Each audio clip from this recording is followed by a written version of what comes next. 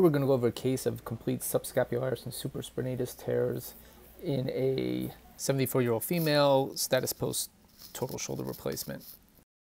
Here we can see the biceps tendon underneath the pec major tendon. You can see the deltoid muscle basically overlying the pec major tendon and muscle. Here again, we can see the biceps tendon underneath the pec major tendon. The pec major tendon doesn't appear to be continuous. Not sure if that's artifactual, if there's actually something going on in the pec major muscle, the deltoid muscle. Here we're further up the shoulder. We can see the biceps tendon sitting within the bicipital groove. And it appears that the biceps tendon is sitting also on top of the prosthesis within the groove. See a pretty large overhanging subdeltoid bursa. Here we can see this overhanging subdeltoid bursitis. Seems to be actually overhanging part of the prosthesis itself. You can see the overlying deltoid muscle. Like an anchor or screw.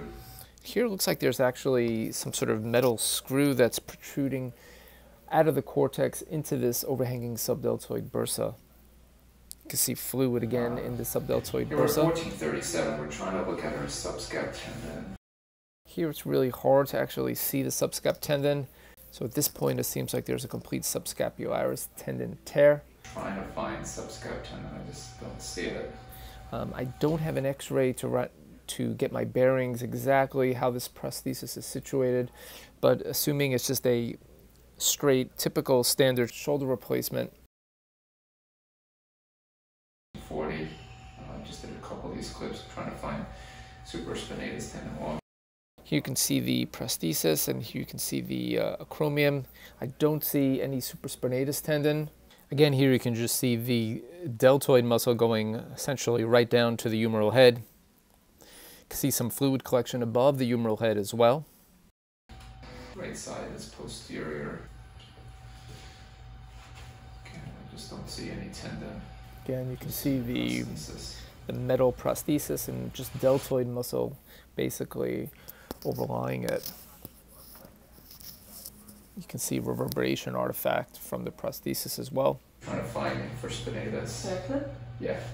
So again, you can see the prosthesis. I don't really see infraspinatus tendon either. This is where I would expect it to insert, kind of on the greater tuberosity. See a large kind of fluid collection in the posterior recess.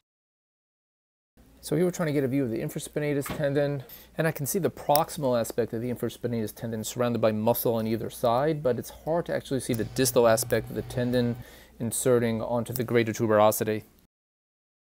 So now we're getting a view of the muscles in the back of the shoulder. They do look atrophic as they are quite hyperechoic, but we can make out the infraspinatus and the teres minor muscle and tendons. On the left, you can see there's atrophy of those muscles. And here we are going distally now. We can see how those tendons are merging.